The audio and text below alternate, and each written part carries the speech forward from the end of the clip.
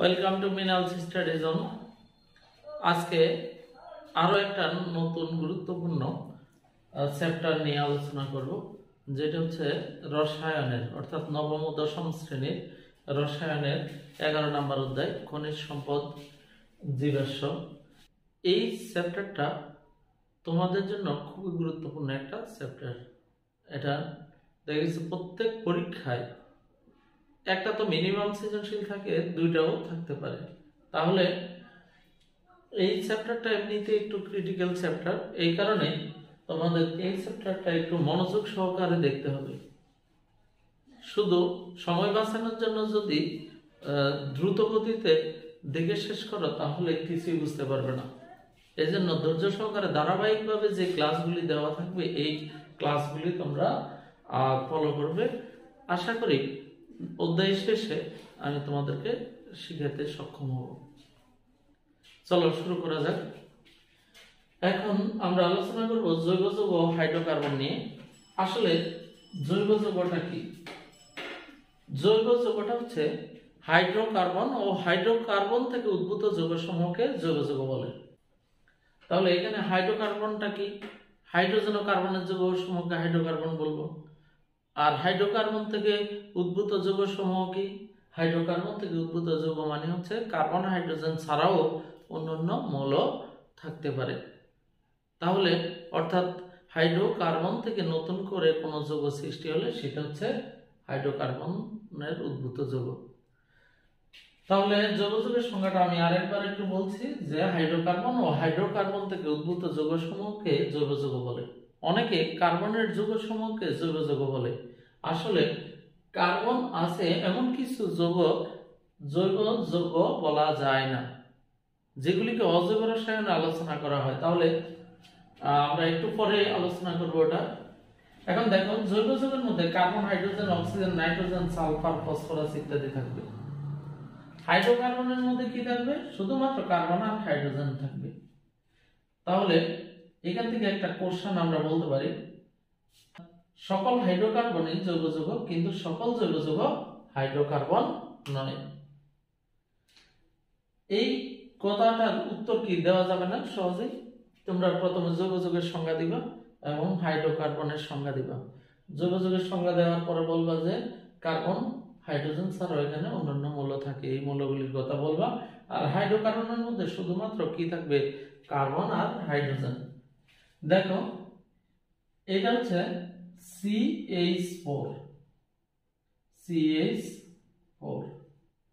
এটা হাইড্রোকার্বনও, এটা আবার জৈব যৌগ বটে। হ্যাঁ, যদি এরকম হয় C2H6O, এটা কিন্তু জৈব যৌগ, বাট হাইড্রোকার্বন নয়। এটা হাইড্রোকার্বন বলা যাবে না।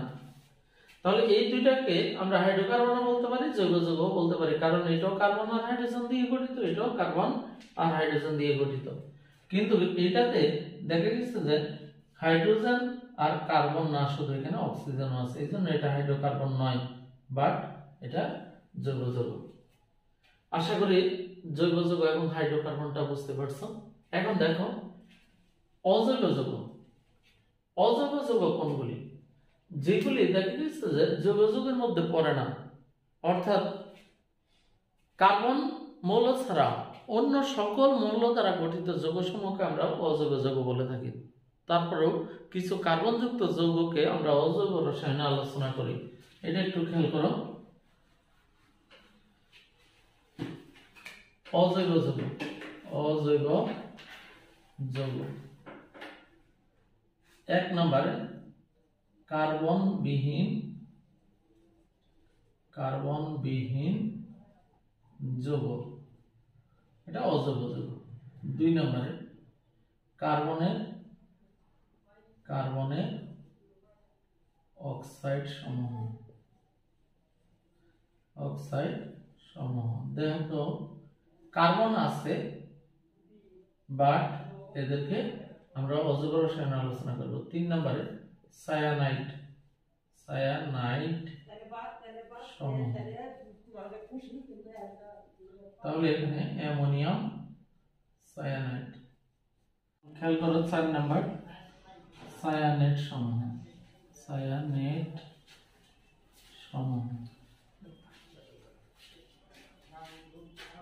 NH4CnO, CnO থাকলে এটা সায়ানাইড হবে। 5 নম্বরে থায়ো সায়ানেট সমূহ, সায়ানেট সমূহ NH4CnS, এটা হচ্ছে কি থায়ো সায়ানাইড। 6 নম্বরে কার্বনিল সমূহ, কার্বনিল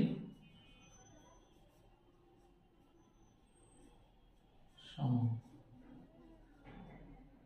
দেখো NiCO4।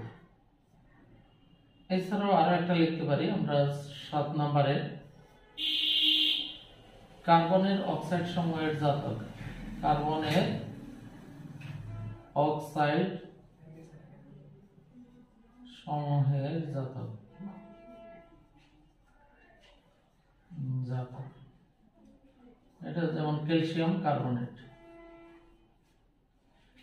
তাহলে খেয়াল করো এখানে অজৈব যৌগের মধ্যে কার্বন আছে এমন কিছু যৌগ আছে, যেমন এটাতে কার্বন আছে, এগুলিতে সবগুলিতে কিন্তু কার্বন আছে, তারপরে এটা অজৈব রসায়নে আলোচনা করা হয়। এখানে যে কার্বন আছে এই কার্বন ছাড়া অন্য কোনো কার্বন নাই বলে এদেরকে মূলত অজৈব যৌগ বলা হয়। কিন্তু এই কার্বন ছাড়া যদি অন্য কোনো কার্বন থাকে, যেমন CH3 এখানে কি CN, এই সায়ানাইড আছে, এখানে কার্বন আছে, এছাড়াও অন্য কোনো কার্বন আছে, এই কারণে এটা আবার জৈব যৌগ। এটা কি জৈব যৌগ। এখন দেখো এই পর্যন্ত আবিষ্কৃত জৈব যৌগের সংখ্যা কত? জৈব যৌগের সংখ্যা প্রায় 80 লক্ষেরও বেশি, বাট অজৈব যৌগের সংখ্যা মাত্র কত? 1 লক্ষেরও নিচে। তাহলে তোমরা একটু চিন্তা করো, একটি মাত্র মৌল অর্থাৎ কার্বন, আর এটার প্রাসঙ্গিক আরো 2-4টা মৌল থাকতে পারে, এগুলি দিয়ে তোমার জৈব যৌগ গঠিত, এবং এটা প্রায় 80 লক্ষের উপরে। তো এটার বিশালতা কেন এত বেশি এটা আমরা পরবর্তী ক্লাসে আলোচনা করব। এবার চলে যাই আমরা হাইড্রোকার্বনের শ্রেণী বিভাগ নিয়ে। হাইড্রোকার্বন কাকে বলে এটা একটু আগে বলছে, হাইড্রোজেন ও কার্বনের যৌগ সমূহকে হাইড্রোকার্বন বলে। এখন দেখো হাইড্রোকার্বন 2 প্রকার, অ্যালিফেটিক এবং অ্যারোমেটিক। অ্যালিফেটিক আবার 2 প্রকার, একটা মুক্ত শিকল আর একটা হচ্ছে বদ্ধ শিকল। এখানে একটু খেয়াল করো, বদ্ধ শিকল অ্যালিফেটিক হাইড্রোকার্বনকে অ্যালিসাইক্লিক যৌগ বলা যায়। মুক্ত শিকল মানে 2 প্রান্ত খোলা, দেখো এখানে 2 প্রান্ত খোলা, আর বদ্ধ শিকল মানে কোনো প্রান্তই খোলা নাই। তাহলে মুক্ত শিকল 2 প্রকার, আবার একটা সম্পৃক্ত আর একটা অসম্পৃক্ত। সম্পৃক্ত মানে কার্বন কার্বন একক বন্ধন থাকবে, আর অসম্পৃক্ত মানে কার্বন কার্বন দ্বিবন্ধন অথবা কার্বন কার্বন ত্রিবন্ধন থাকবে। এখানে দ্বিবন্ধন যেহেতু একটা সিগমা বন্ধন আর একটা কি পাই বন্ধন, এখানে ত্রিবন্ধন যেহেতু একটা সিগমা বন্ধন আর বাকিগুলি পাই বন্ধন। দেখো একটা সিগমা আর একটা পাই বন্ধন, আবার এখানে দুইটাই পাই, এটাও পাই এটাও পাই বন্ধন। তাহলে এখানে পাই বন্ধন আছে বলে এগুলিকে আমরা অসম্পৃক্ত বলি। আবার একটু খেয়াল করো, এখানে পাই বন্ধন আছে বলে এটাকে অসম্পৃক্ত বলে থাকি। তাহলে এখানে দেখো সম্পৃক্ত মানে অ্যালকেন যৌগগুলি সম্পৃক্ত, এখানে কার্বন কার্বন একক বন্ধন বিদ্যমান, আর অসম্পৃক্ত হচ্ছে অ্যালকিন এবং অ্যালকাইন যৌগগুলি, এটার মধ্যে কার্বন কার্বন দ্বিবন্ধন অথবা কার্বন কার্বন ত্রিবন্ধন বিদ্যমান। আশা করি বুঝতে পারছো। এখন দেখো বদ্ধ শিকলের প্রকারভেদটা খেয়াল করো, সম্পৃক্ত আর একটা হচ্ছে কি অসম্পৃক্ত। সেম এখানে দেখো কোনো পাই বন্ধন নাই, এজন্য এটা সম্পৃক্ত, আর এটার মধ্যে পাই বন্ধন আছে একটা, অর্থাৎ এটা অসম্পৃক্ত। তাহলে এটাকে কেন বদ্ধ শিকল বলা হয়েছে? দেখো এখানে কোনো প্রান্তই খোলা নাই, 2 প্রান্তই কিন্তু বদ্ধ। একটু খেয়াল করো, এখানে প্রত্যেকটা কর্নারে কিন্তু কার্বন আছে, এছাড়াও H2 কার্বন একটা হাইড্রোজেন দুইটা, কার্বন একটা হাইড্রোজেন দুইটা, কার্বন একটা হাইড্রোজেন দুইটা, কার্বন একটা হাইড্রোজেন দুইটা, কার্বন একটা হাইড্রোজেন দুইটা।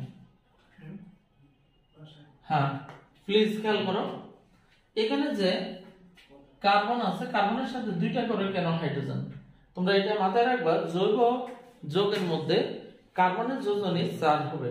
কার্বনের যোজনী আমরা জানি কত, 2 আর 4। তাহলে দেখো কার্বনের যোজনী আমরা জানি কত, 2 আর 4। তো এখানে জৈব যৌগের মধ্যে কি কার্বনের যোজনী অবশ্যই 4 হবে। তাহলে 4 হলে এখানে বন্ধন, এখানে একটা এখানে একটা, দুইটা, আর দুইটা বন্ধনে দুইটা হাইড্রোজেন থাকবে। তাহলে যোজনী কত হলো, 4।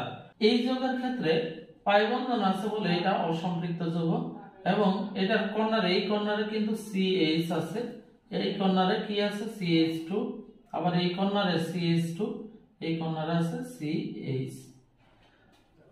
দেখো এটাতে কেন H একটা আর এখানে কেন H দুইটা, এর কারণটা হচ্ছে এখানে একটা কার্বনের কয়টা হাত থাকবে, অর্থাৎ 4টা হাত। কেন, যোজনিত জৈব যৌগের মধ্যে বলছি 4 হবে। তাহলে দেখো 1 2 3টা আছে, আর একটা হাতে হাইড্রোজেন যুক্ত হবে। আশা করি বুঝতে পারছো। তাহলে এই যৌগটার নাম সাইক্লো, মানে চক্রাকার আছে, তাই সাইক্লোহেক্সেন। দেখো কার্বন 6টা আছে, এজন্য হেক্সেন বলছি।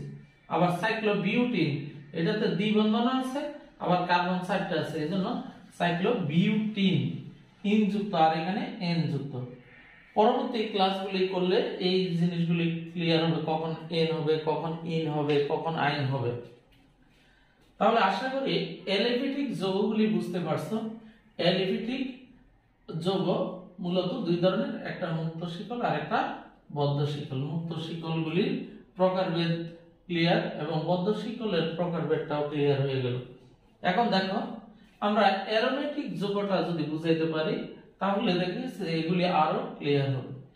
কোনগুলি অ্যারোমেটিক যৌগ সেটার কয়েকটা বৈশিষ্ট্য আছে। 1 নাম্বার বৈশিষ্ট্য একটু খেয়াল করো। 1 নাম্বার বৈশিষ্ট্য হচ্ছে বদ্ধ শিকল হতে হবে, বদ্ধ শিকল হতে হবে। 2 নাম্বার এটা সুগন্ধি হতে হবে। 3 নাম্বার 4n+2 সংখ্যক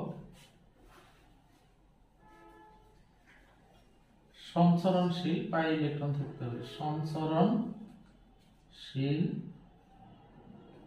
পাই ইলেকট্রন থাকতে হবে।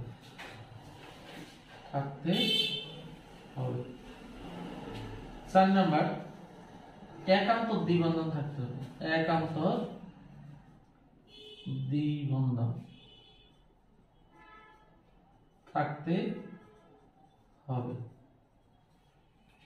তবে এটা বাধ্যতামূলক না, এটা কিছু যৌগের ক্ষেত্রে এই ঘটনাটা মানে না।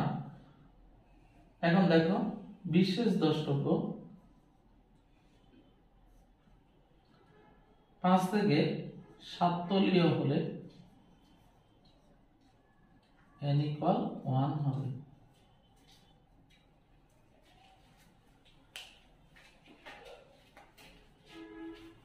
দেখো তাহলে এই বৈশিষ্ট্যগুলি যারা মানবে তারা অবশ্যই অ্যারোমেটিক যৌগ হবে। এখন এখানে বেনজিন C6H6, অর্থাৎ প্রতি কর্নারে কি আছে, একটা করে কার্বন আছে এবং একটা করে হাইড্রোজেন থাকবে।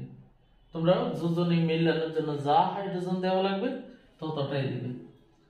এখন দেখো বদ্ধ শিকল হইতে হবে, এটা একটা বদ্ধ শিকল।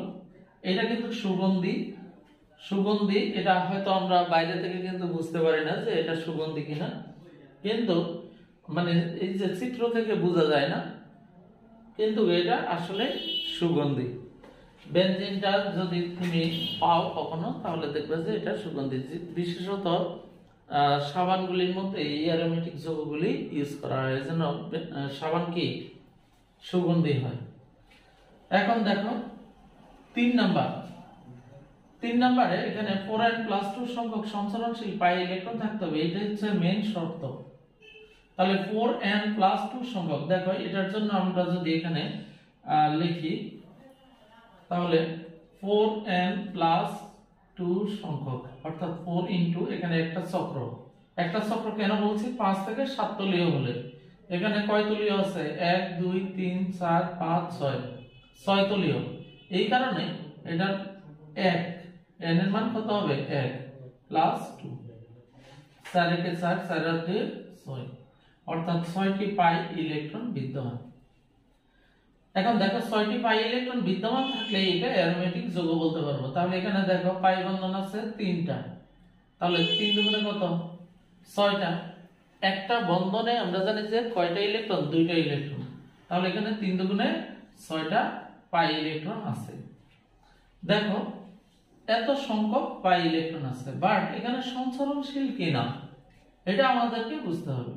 সঞ্চরণশীল হবে যদি একান্তর দ্বিবন্ধন থাকে। দেখো এটা একান্তর দ্বিবন্ধন থাকতে হবে বলছি, এখানে এটা দ্বিবন্ধন আর এটা একক বন্ধন, আবার এটা দ্বিবন্ধন, আবার একক বন্ধন, আবার দ্বিবন্ধন। সো এখানে একান্তর দ্বিবন্ধন আছে। একান্তর দ্বিবন্ধন না থাকলেও যদি কোনো উপায়ে পাই ইলেকট্রনটা সঞ্চরণশীল তাহলে সেই ক্ষেত্রে তোমার কি ওটা অ্যারোমেটিক যৌগ হবে। তাহলে এখানে সঞ্চরণশীল পাই ইলেকট্রন আছে, কারণ এটা এখান থেকে এখানে যাবে, এটা এখান থেকে এখানে যাবে, এটা এখান থেকে এখানে যাবে। ঠিক আছে, এখন দেখো তাহলে আমরা এখান থেকে বুঝতে পারলাম যে বেনজিন একটি অ্যারোমেটিক যৌগ। বেনজিন একটা কি অ্যারোমেটিক যৌগ। তাহলে এটার সাথে এটার একটু ডিফারেন্সটা করি। দেখো এটাতে কোনো পাই ইলেকট্রন ছিল না, পাই ইলেকট্রন ছিল না, এইজন্য এটা অ্যারোমেটিক যৌগ তো হবেই না। আর পাই ইলেকট্রন থাকলেও এত সংখ্যক থাকতে হবে এইরকম একটা চক্রের মধ্যে। তাহলে দুইটা চক্র হলে পাই ইলেকট্রন ওই অনুসারে থাকবে, এই সূত্র অনুসারে দুইটা চক্র হলে n এর মান 2 বসাইতে হবে। তাহলে একটু খেয়াল করো, আমরা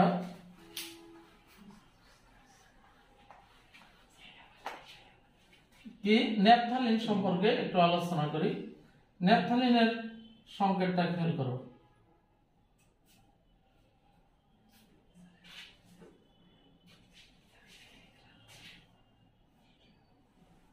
এটা হচ্ছে ন্যাপথালিন।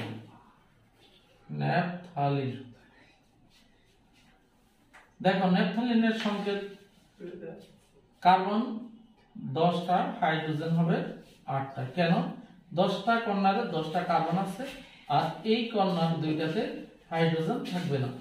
এখানে কারণ হচ্ছে কার্বনের হাত 4টা অর্থাৎ যোজনের 4টা এখানে কাজে লাগছে 1 2 3 4, এটারও 1 2 3 4।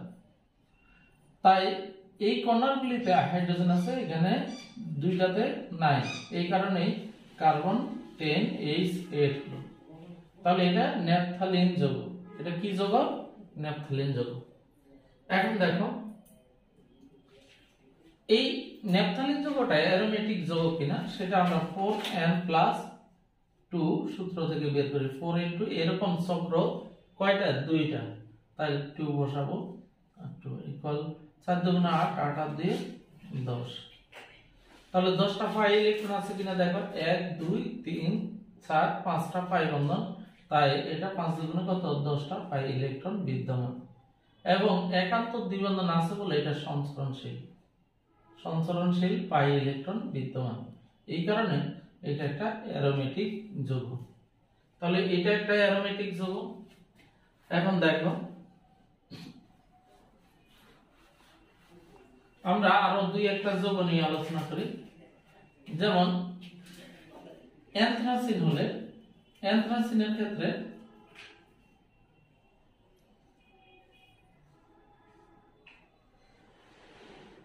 এরকম 3টা চক্র থাকে।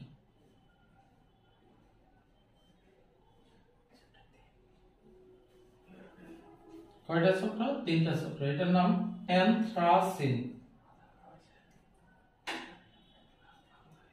এই অ্যানথ্রাসিনের সংকেত কি হবে? C14H10। দেখো ঠিক আছে কিনা। এখানে কার্বন 14টা, 1 2 3 4 5 6 7 8 9 10 11 12 13 14। আর হাইড্রোজেন হচ্ছে কয়টা 14টা থেকে 4টা কম হবে, এই একটা এই একটা এই একটা এই একটা, তাই 10টা। তাহলে n ফার্স্টের সংকেতটা আমরা বুঝতে পারছি। এখন দেখো এটা অ্যারোমেটিক যৌগ কিনা, এটা বদ্ধ শিকল ঠিক আছে, সুগল দিও ঠিক আছে। তাহলে 3 নাম্বার যেটা or n plus 2, 3 নাম্বার শর্তটা মানে কিনা দেখো 4 into 3, তিনটা চক্র আছে তাই 3 বসালাম আর 2, 3 4 12, 12 দিয়ে 14। তাহলে 14টা কি পাই ইলেকট্রন। এখানে 14টা পাই ইলেকট্রন আছে কিনা দেখো, 1 2 3 4 5 6 7, 7 দুগুণে কত 14টা। তাহলে 14টা পাই ইলেকট্রন আছে, সো এটা অ্যারোমেটিক যৌগ। এখন দেখো মজার বিষয় হচ্ছে এখানে